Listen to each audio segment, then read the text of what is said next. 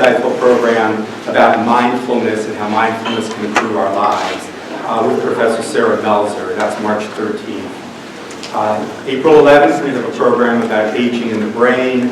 And then in May, we have a program about artificial intelligence and its implications with two terrific professors. So I think all of those are going to be very interesting programs.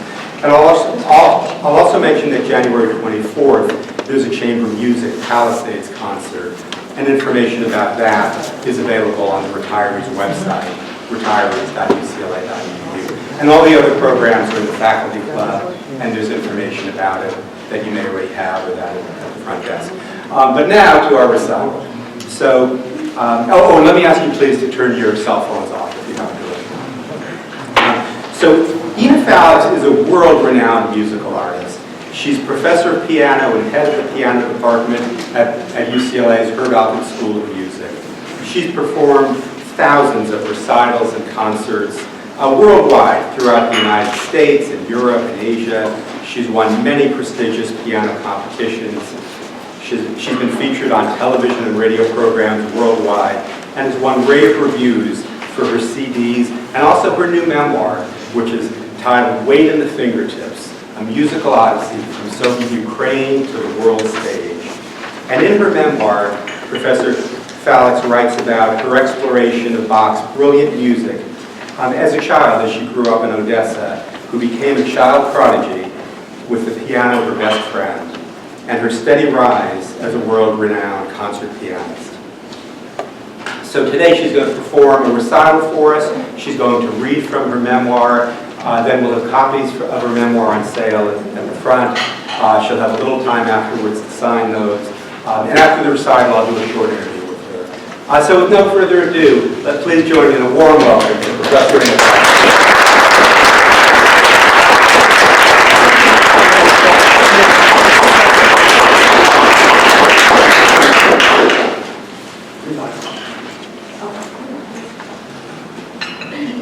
Thank you so much for being here. Do you need the mic? Or am I okay like this? I'll be reading Use the mic. Use mic. That's what I figured.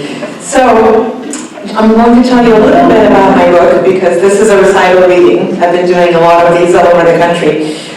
This book came about when I was extremely pregnant with my son, maybe the 8th month of pregnancy, and I had just a recital that was canceled, or rather moved, because it happened to coincide with the exact date that he was to be born.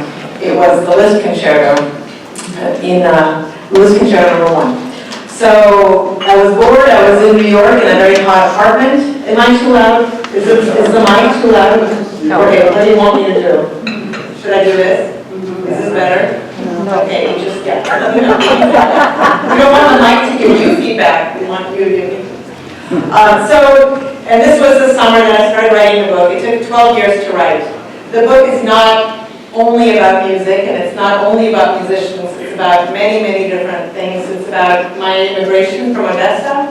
I come from Odessa, the Soviet Union, former Soviet Union, and of course now Ukraine.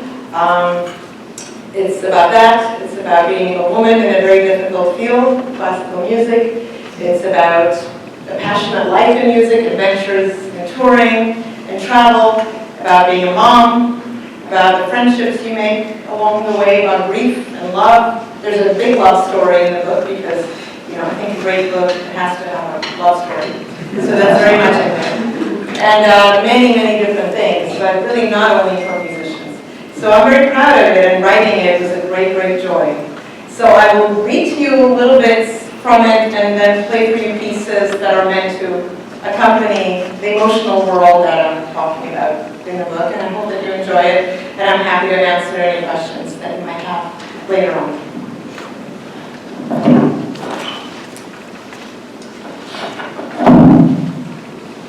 It's a very powerful mic. Michael, is there any way we can? Thank you. This is good.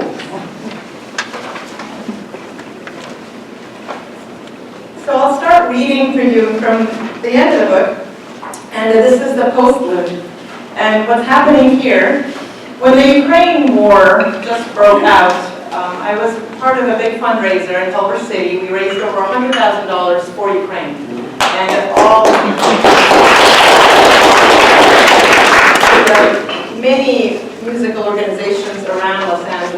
took part in this, and I was sort of the glue of that recital because I speak Russian, and which is in a way similar to Ukrainian, and I come from Ukraine. So I did a lot for that fundraiser. And very interestingly, and in a very funny way, my friend who was organizing it had asked me to sing the Ukrainian national anthem, despite the fact that I'm really not a singer. And there were about 2,000 people in the audience. And this was, you know, somewhat surprising and stressful, but I had to do it. So I did it, even though I don't speak Ukrainian, I can read it because I did study it. And so what I'm about to read to you is from that moment.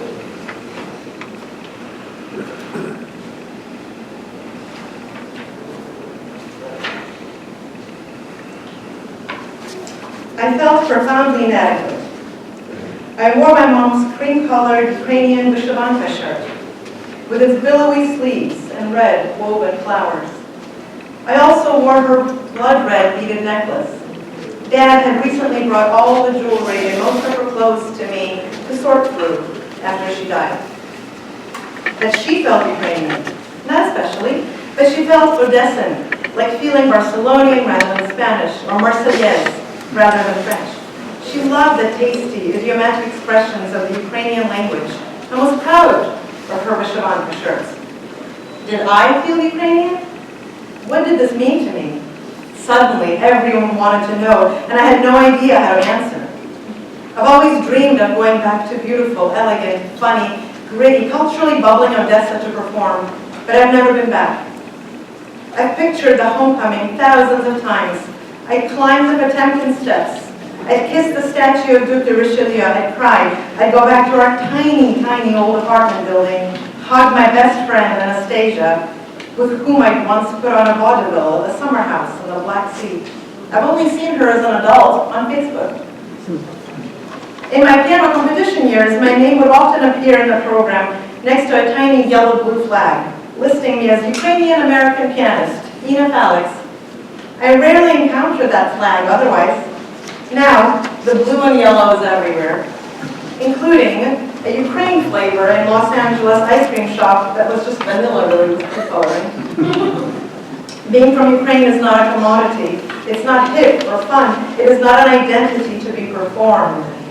This is about families destroyed and people dying, and a power of pure evil seeping into the larger world. I feel helpless. My place of birth is being erased off the face of the planet. Will it disappear like the Soviet Union, like the castle where Misha and I got married? This is my husband and we lost him. Like my mom. What can I do? I begin the anthem. My high B flat is wobbly, but I hit it and keep on singing. And the audience joins in.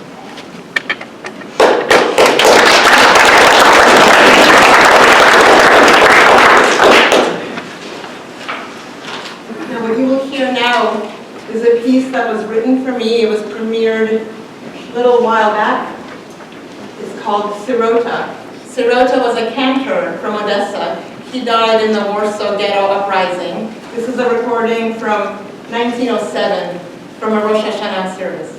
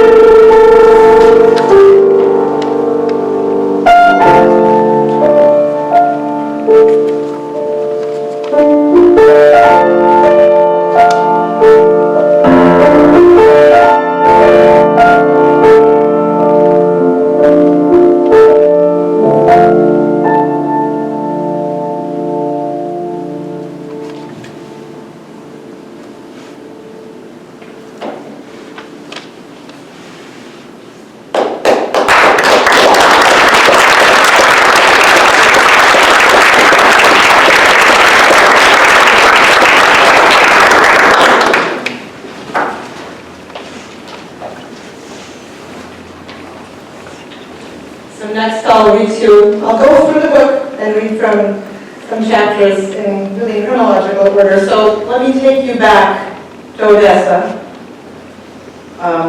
when I was a little girl growing up in this beautiful city on the Black Sea. I knew I was a musician long before I knew I was Jewish, Ukrainian, or Soviet. Red October was the name of our family piano.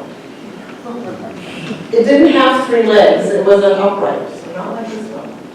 But its name suggested the stomping sound of many feet, marching, running, storming one ornate aristocratic building after another. So it was named, of course, after the October Revolution. It was an upright. It fit neatly against the wall of my parents' room. It was caramel and chocolate in color, like the insides of the cone-shaped candies that were hidden on top of the commode in my great-grandmother's room. I pretended to play this majestic, untouchable thing with grand motions. It was an important member of the household, and I had to treat it accordingly. My father, Simon, still claims that he was the only Jewish child in Odessa who was not a musical wunderkind. Unlike my dad, my mother, Irene, was a musician, and she taught at a music school on the outskirts of town.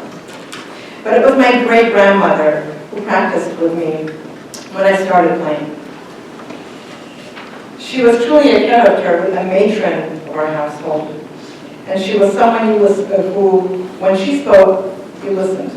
When she was young, Babushka, which is what we called her, studied piano with Gustav Neuhaus, the father of the legendary teacher of the Moscow Conservatory, Heinrich Neuhaus. She was a chemistry professor, but like many Soviet intellectuals, was educated enough in music to feel confident discussing a piano sound. And she had her own room. The rest of us didn't. The apartment had only 3 rooms and 6 people living in them. The piano room, where I lived with my parents, and the book room for my mom's parents, and those had walls and walls of old books, and the rug room, where she, my great-grandmother, dwelled.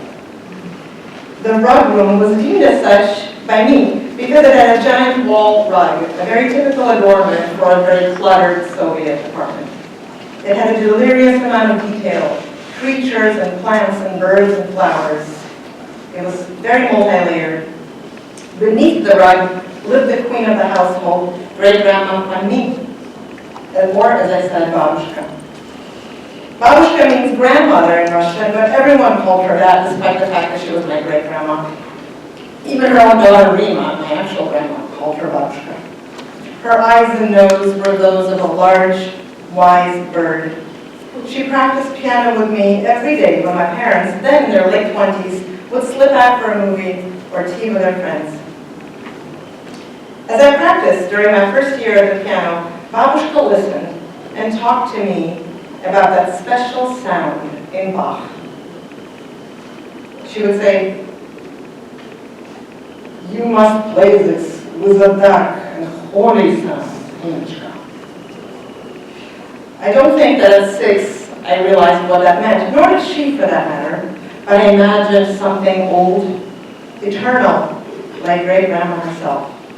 And so, every week, as I was playing small, vivid character pieces by Beethoven, Kabalevsky, Schumann, Tchaikovsky, I then delved into Bach's Inventions and Symphonias and Prelude and Fugues, simple, brilliant puzzles of intertwined voices.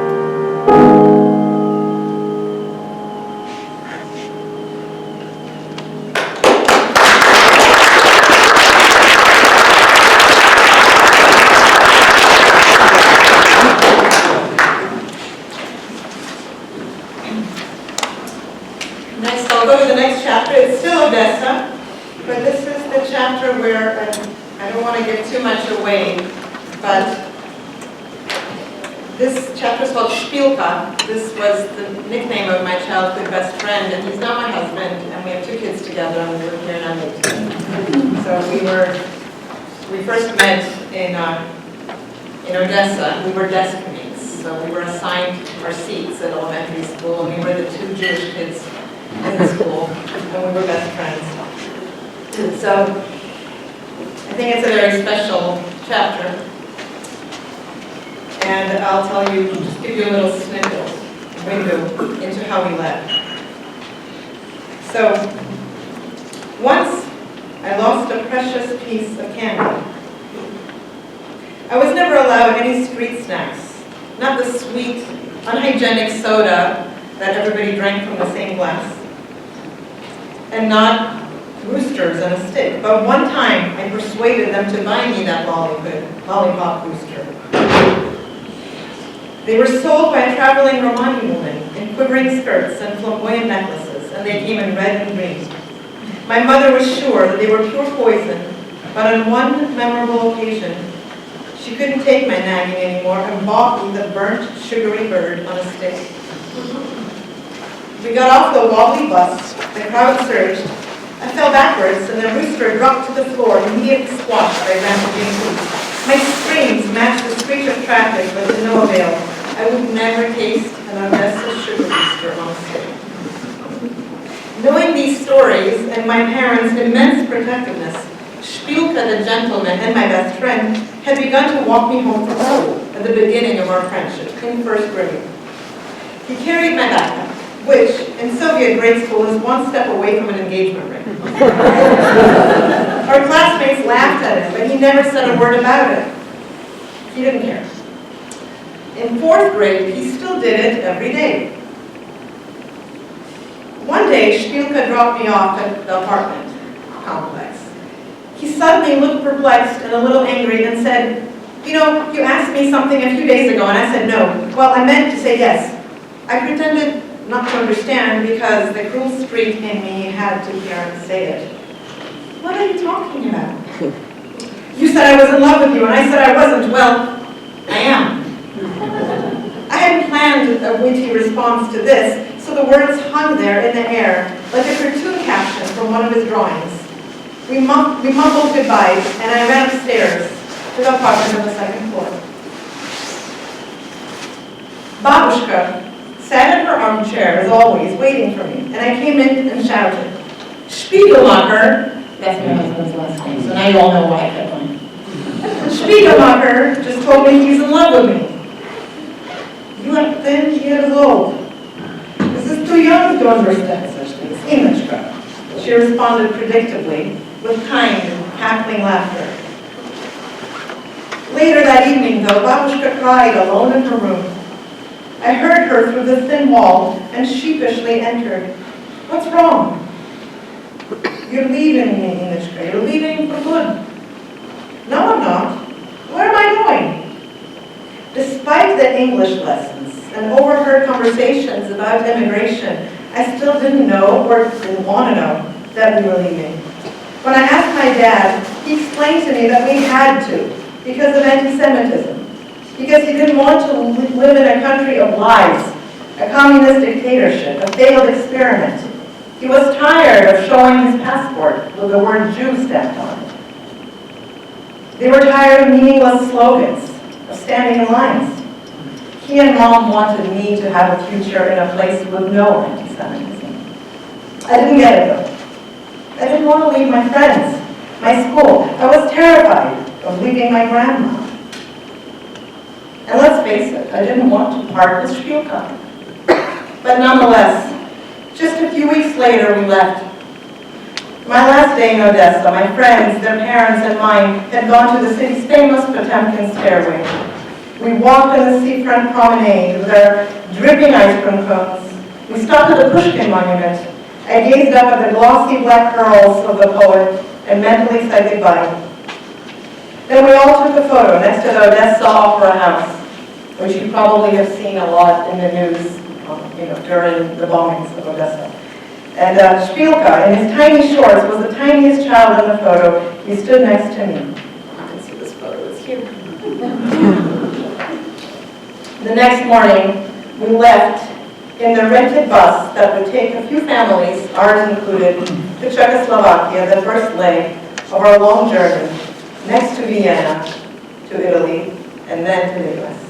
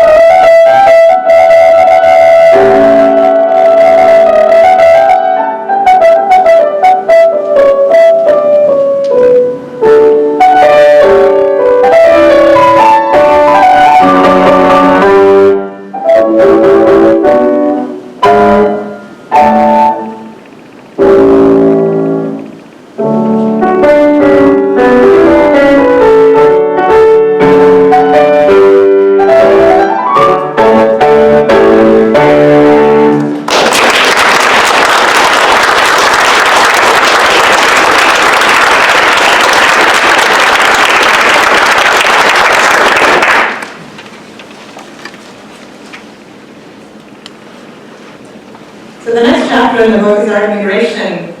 So it talks about what it was like for refugees in Austria and then in Italy, for Jewish refugees in the very late 80s. So right before the wall came down in Berlin, right before the fall of the Soviet Union. And it's one of my favorite chapters because it's the first time we got to see the West. So in a way it was like seeing things in Technicolor for the first time ever, you know. But I won't read to you too much from that chapter at all, only just a little bit so that you understand a very important character of my mother. My mom is no longer with us. She died of glioblastoma right at the beginning of COVID. She got it and she passed away 2 years ago. So this book is dedicated to her memory. But this is what she would do during immigration. I remember this was not very fancy. You know, we had 10 people living in a tiny little apartment. This was real refugee conditions. But for us, it was the first time seeing the West. So we were absolutely delighted, and my parents just couldn't were beside themselves to see what they never thought they would see, because they never thought they would to see it. So, but I had to practice, right, during immigration. How would one do that? So, my mother would place a sturdy fold-out table on the balcony of the apartment where we were staying, and every evening she supervised me for 2 hours as I played scales, arpeggios, etudes, and some of the pieces that I had begun learning before we left on that table. I was punching out the notes on the imaginary keyboard on the table, just to keep the little muscles, the musical memory, and my imagination active. Louder! Legato! Lift your arm, this is a rest.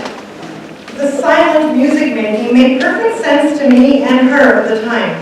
It was a win-win situation as I was still practicing and getting fresh air. I imagined sounds that were glittery and clear, like Chopin's The Maiden's Wish, which I was learning. So then we moved to Chicago, and the next chapter called Weight in the Fingertips, which is the title of the book, describes my studies with an amazing, amazing man who's no longer with us. His name was Emilio del Rosario. He was a Philippine pianist who was renowned for making concert pianists really out of children and teenagers. And so I studied with him when I was a kid growing up in Chicago. So this chapter, Weight in the Fingertips, is about facing adversity, you know, kind of trying to assimilate into this completely new society, and meanwhile becoming a piano virtuoso under his guidance. Through introductions from friends of friends in Chicago, we visited a number of Chicago area music teachers. Everybody recommended Emilio del Rosario. We heard of this man while still in Odessa. His reputation for teaching children and teenagers, making the highest level pianists out of them, reached us all the way there. He was known to assign very difficult repertoire to help students attain a technical mastery at the youngest age and to aid them with performance opportunities. A tape of my playing circulated through a few sets of hands before landing in his. One morning, he phoned the house of our aunt, where we stayed, and invited us to come see him at the Music Institute of Chicago, the music school where he had taught for many years.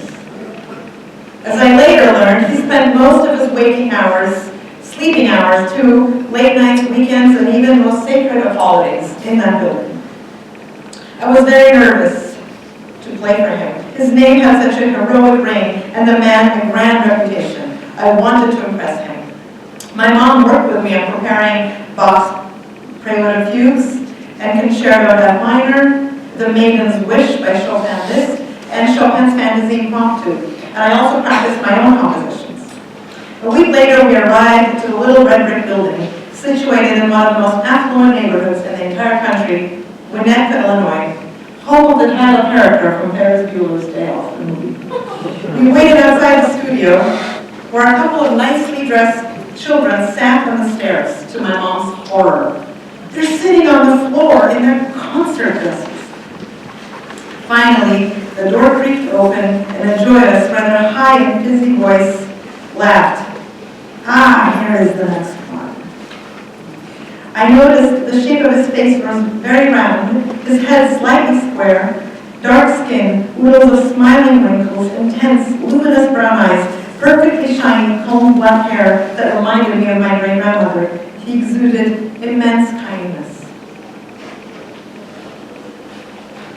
So while I was accepted into his studio, and which was a very special thing, of course it was not easy for me to assimilate into junior high. On my first day of school, I took with me my pioneer's red scarf and some Soviet coins for show and tell. I had no doubt that my story would garner me enormous success in making new friends, and that I would easily reestablish the same type of awesome circle of friends that I left in Odessa. But I quickly realized most children at the Wilmette Junior High School were, shall we say, privileged. They had an unfamiliar glossiness, a kind of polish that twinkled in their clothes, their perfectly sculpted teeth, their straight, shiny hair and shapely jeans. I was the only new student and possibly the first foreigner that any of these children had ever seen. When asked if Russia was in Canada, because back then they thought Russia and Ukraine was the same thing, I would take out a little note with a map and patiently explain where the Soviet Union was located. At lunch, I felt no shame in running to the school office and asking for a lunch card because my father had not yet found a job. When asked, "Where did you buy those jeans?" I saw nothing wrong in truthfully naming a large discount drugstore near our apartment. I couldn't understand why the kids kept asking me this repeatedly and laughing. Finally, a sympathetic girl took me aside and said, "Don't say CVS Pharmacy, you better say Gap." One day, in math, a girl named Mindy said to me out of nowhere, "Why did you come here? Go back to where you came from. We don't want you here." What can one say to this? Does one whack the other person across the nose? Does one cry and run away? I attempted a witty response about her own ancestors certainly coming from elsewhere because this was America, a country of immigrants. Something garbled came out instead. 4 years later, I would win a competition whose prize was a concerto performance with the Chicago Symphony. That performance, I played Tchaikovsky's Concerto No. 1, was broadcast on public television and radio as part of a popular program about teenage musicians. A few days after my debut, I was in a cafe and saw her, Mindy Lockspear, all blonde tresses and whitened teeth, with a big group of friends. I came up to their table and asked if she remembered me. "Oh my God, Ina Faliks! I think I just saw you on TV," she chirped. "We were in 6th grade together. Do you remember me?" "Yes." "You are the bitch who told me to go." The table went silent. I turned around and walked back to my table, and in my imagination my hair swished, and I had a swagger of a model. This probably was not the case, but it felt really good. I hated her so much because I allowed her to make me feel so miserable. And now, because my stock had gone up, I could let her know without fear. I didn't tell my parents about my school troubles until much later. I didn't want them to regret bringing me here after all they had gone through. Plus, I had a separate, wondrous life at the Music Center at the Music Institute of Chicago as part of Mr. Dolazario's studio.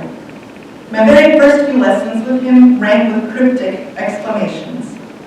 Thumb under, use the wrist, weight in the fingertips. I couldn't make out the separate words, but somehow knew what he meant. He was teaching me the discipline and beauty of making music.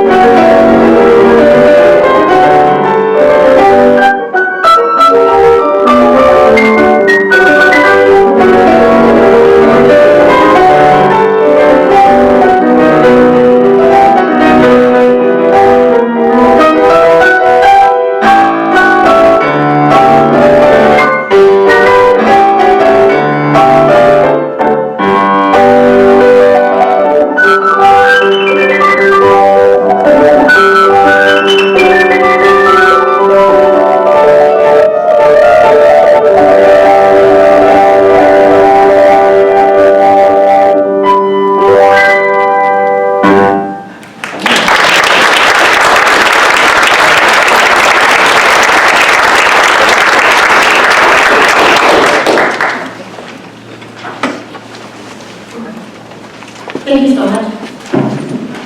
So this is a short bit from this next chapter. It's not a next chapter, but it's one of my favorite chapters. I keep saying that. But I do like some chapters less than others. This one is the funniest one, I think. It's one where I went to Russia 3 times at 3 different tours, and I compared the 3 different periods. All of them had to do with Rhapsody in Blue. And so this one was when I went, I was just right about finishing with Peabody Conservatory, so my very early 20s, 22 perhaps. And I was asked to come with a youth orchestra to play Rhapsody in Blue in Estonia and then in St. Petersburg. So those at this point were 2 different countries, just separated by a border. And it was funny because they figured, Nina speaks Russian, we don't need to hire a translator. She can translate for a 70-piece orchestra over there. We'll just get a soloist to do it. It's the easiest solution, it's free. So there are a lot of different adventures and misadventures, and I think this one is the more lighthearted and funny part of it. So in this bit I'm about to read, we just finished a performance in Tallinn, a magical city in Estonia, and we're on a night train crossing the border into Russia, St. Petersburg. And this was right around the time that St. Petersburg was celebrating its 300th anniversary. In the evening, we settled into our shared compartments. The train took off. Lulled by its rhythm and exhausted after the sleepless night and emotional concert, I quickly fell asleep. I woke up around 2 in the morning to Jason, the conductor, frantically knocking at the compartment door. The train was stopped. Ina, I'm so sorry to wake you, but we need your help. What's going on? We're crossing the border, and there seems to be a problem. We just don't understand what it is. We've been here for over an hour. Well, by that point, that night, they actually hired a Russian translator named Svetlana for the rest of our tour. So I said, what about Svetlana? Isn't this part of her job? She locked herself in the compartment with Bud, the tuba player. We can't get her out of there. I mean, he can't hear us. So while Svetlana was making out with the tuba player, I was left to untangle a mess with the border guards. Just great. I wasn't destined to sleep on this tour. A Russian border guard with a handsome crew cut, gun in tow and vodka breath barked expletives at me. Russian cursing is so rich, it's almost like a separate language. One that I did not speak very well, while Svetlana likely did. The expletives were very difficult to decipher that early in the morning. My confused stuttering didn't help matters much. Finally, he shoved a picture in my face. It was of Madeline, our principal cellist, holding her cello in one hand and a white long-haired kitten in the other. As any tour manager knows, traveling with a musical instrument requires a tedious amount of paperwork. Each student needed to have a folder with perfectly filled out, chronologically arranged, stamped documents accompanied by a photograph of the instrument. Кошек нельзя, запрещается, the guard said. No cats, forbidden. why Madeline, usually so methodical, decided that it was okay to take a picture with her cat as an official document for her cello, I will never know. I pleaded with the officer, please, these are students. Her cello is right here. The cat is back home in America. For some reason, the mention of America only seemed to make matters worse. The guard shuffled his fingers together and put out his hand, palm facing up. He needed a ride, and only then would the train move forward. This was turning out to be one expensive kitten. When I explained this to Jason, he was shocked at the unseemly situation. Is that allowed? That's not even legal, is it? I reminded him that this was Russia, one of the most corrupt places on the planet. Even though both he and I knew that, it was still strange to be confronted with extortion so plainly. We roamed up and down the corridor, knocking in the compartments and waking the young musicians and their parents, collecting a 5 here and a 20 there. One of the mothers cried, "Will they arrest us? Will they shoot us?" "Not this time," I explained to her. "Not if you have cash." I gave the officer a stack of oily American bills. The train emitted a triumphant screech, and everyone applauded. In 2 minutes, we were in Russia.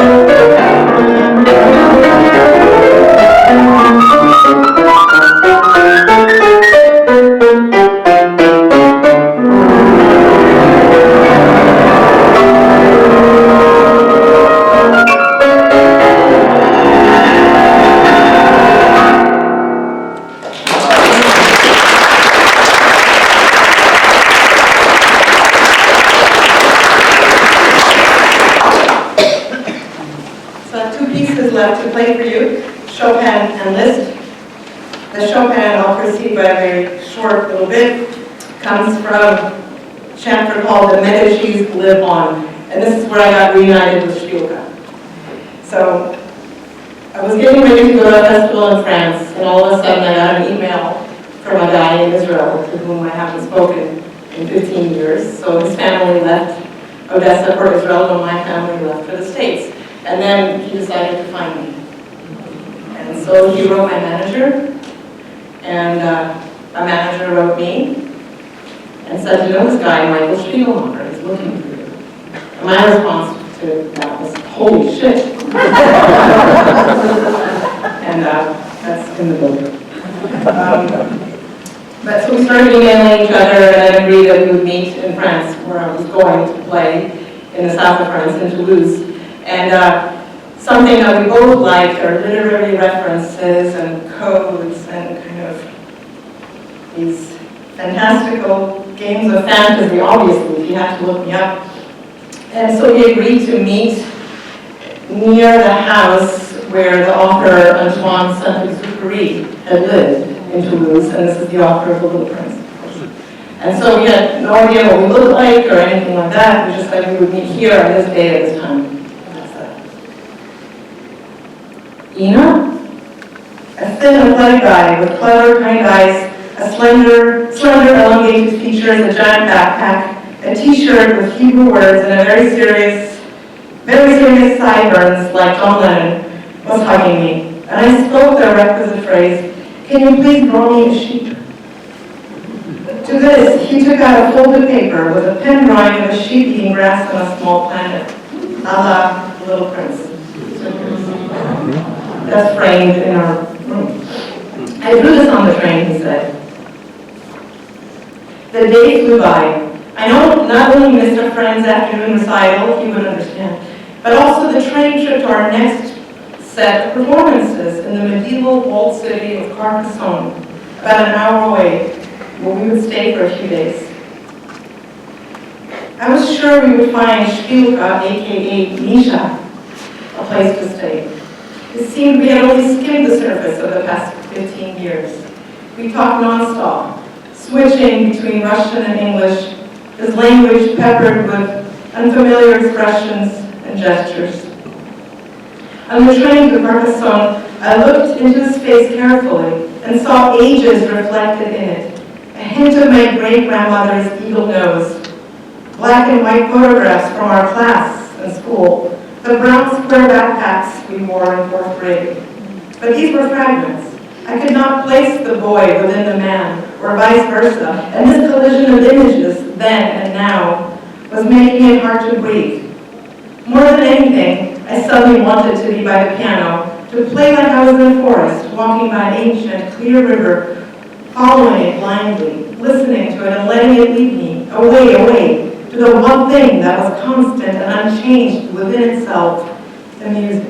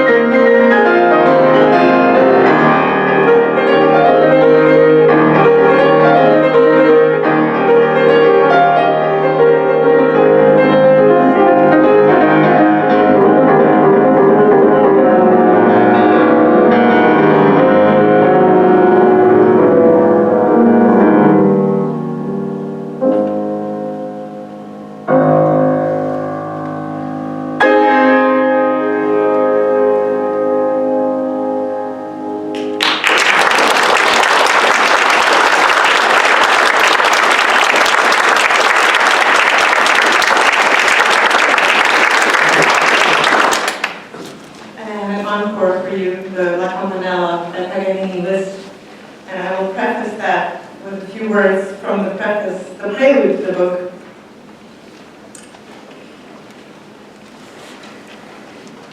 I arrived in Memphis to play the Tchaikovsky concerto the day after my mom's Shiva in Chicago. She would not have wanted me to cancel.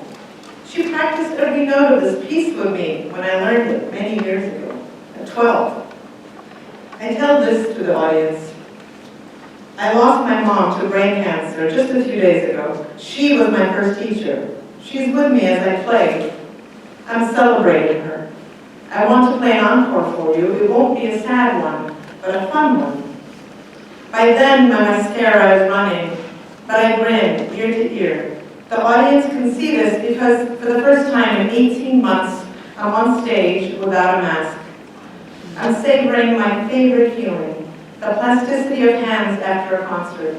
The muscles are so warm and alive, they can do anything. As a pianist, you feel all-powerful. As a musician, you feel connected to each person in the audience and you want to give them more. La Campanella, the bells, is a concerto by Paganini transcribed into a piano showpiece by the composer-pianist Franz Liszt. This is the first time I perform my beloved encore without her present in my world, but playing the music connects me and the audience to something eternal, something that will be there long after we are gone. With every note, music, black dots on a page, comes to life and celebrates it.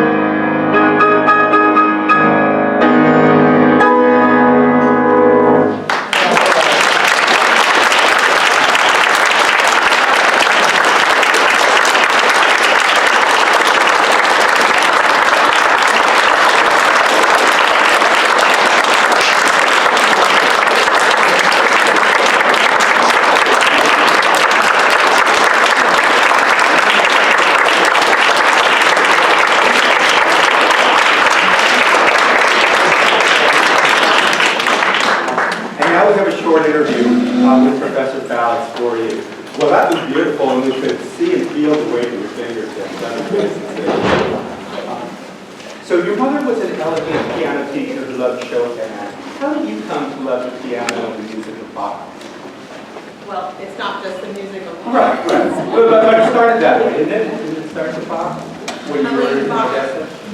I think for all, Bach is kind of a very important national staple of our diet. Right. Pianist. So it's not just me, but it's really something you learn. It's like an alphabet. You have to learn how to play Bach. You have to learn how to think in different voices, so that your left hand and your right hand are not accompaniment and melody, but like two distinct personalities. Because that's what Bach really does. That's what Bach. What Bach does is take every line of music and make it about something, and it's timeless. That's why you can hear so many jazz renditions of Bach today, because Bach truly is timeless. I think there's a question like that for Michael. Did you have a question? Did you have a question? I was asking you to turn on the microphone.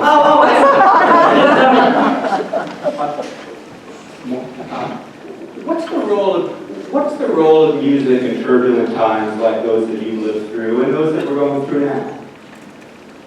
Thank you for that beautiful question. I think the role, everybody gets really tired of that famous Bernstein quote, "We shall make music more passionately than ever in the face of violence." But it's really true. I think music is not just respite.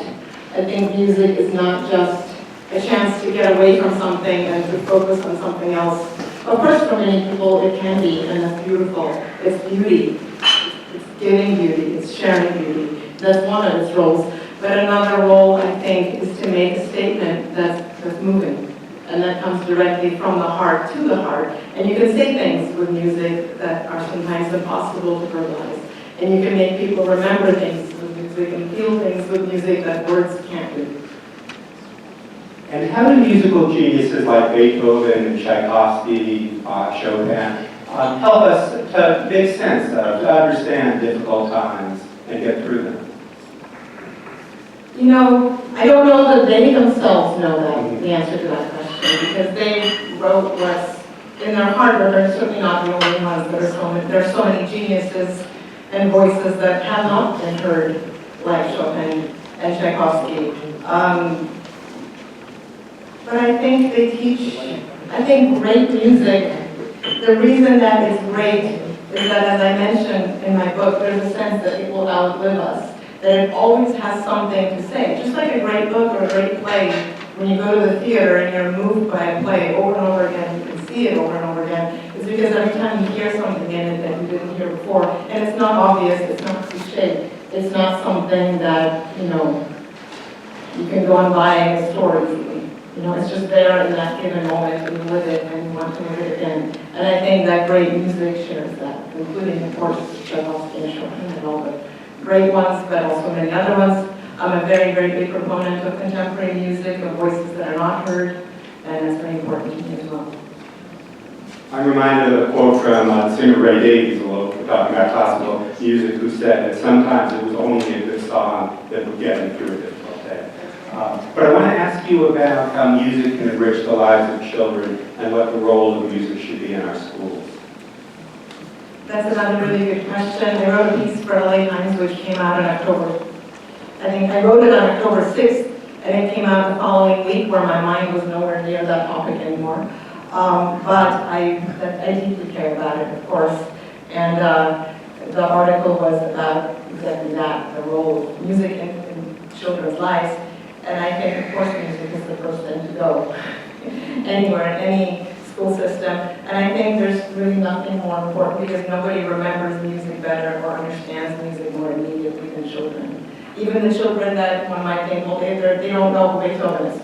They don't know what this is or that. But it doesn't matter, because they hear and they respond and they understand at the deepest possible level. And I say this from experience. I used to play, when living in New York, I would very, very regularly play in schools where kids really didn't have an opportunity to hear music anywhere and didn't have musical education as part of their everyday diet. They didn't have the opportunities to hear music. But some of the questions they asked and the responses that I got were incredible, intelligent, and intuitive. And so I believe in children. I think they're the most honest voice we have. How has your music changed over the years, over the decades? That's a great question. You know, music, you really change it the most when you're in your 20s, when you're studying with great teachers all over the place and kind of trying to recalibrate your own voice. And there's a lot about that in my book, about how I feel like I always had a strong voice as a performer, but that voice kind of goes under scrutiny, under the magnifying glass when you're in very, very high pressure situations. And that's the same for all fields, not just art, but also science. And you know, to adapt to that level of pressure and keep yourself, keep your voice and your truth. I think that's the most important thing. And that's been my journey. But I think for me, what I find really interesting is I'm still learning it. Today I did a few things that I hadn't done before in these pieces, which I've played endless amounts of times. But then on Sunday I played a concert with music that I just learned, that I've never played before. So for me, it's very important to play new music, collaborate with composers, premiere new music, and also that keeps fresh the great masterpieces that are in my repertoire, and without which I really can't live. I need music of Beethoven, Bach, and Schumann, etc. But I also need the music that's being written today. And so just learning, I feel like I'm inspired when I keep learning. And I have to say also that my students make me much better. I think we all probably find that. And lastly, tell us a bit about your time at UCLA. Well, thank you so much for this question. I think, unlike many, perhaps, professors here, I'm very privileged to be able to work with my students on a one-on-one basis, because that's the nature of the major in music, in instrument at a high level. So you work with a student like my teachers worked with me, and that's the nature of higher education in music. And there's no other way to do it. You can't have group classes. We do have a studio class every week where the students perform for each other every Thursday at 6 o'clock, stop by Lonnie Hall, and we're there, and the students are performing, and we're all commenting. And that's beautiful, but really the only way to truly improve and learn is on a one-on-one lesson basis. And through that, I've been incredibly privileged to get to know them on a much deeper level than I would if I was teaching a class of 100 people. So, you know, they become a part of my life, and I become a part of their life for the time that they're with me, and it's an amazing thing. So that these 10 or 11 years that I've been at UCLA, having that is like having this extended family in the music department. So I'm just so grateful for these amazing students. So we have Professor Faliks' book. It's for sale at the table here. We encourage you to get that. Professor Faliks, unfortunately, has only a little bit of time to sign copies because she is teaching the class, but maybe she can sign a few copies. Please join me in thanking Professor Faliks.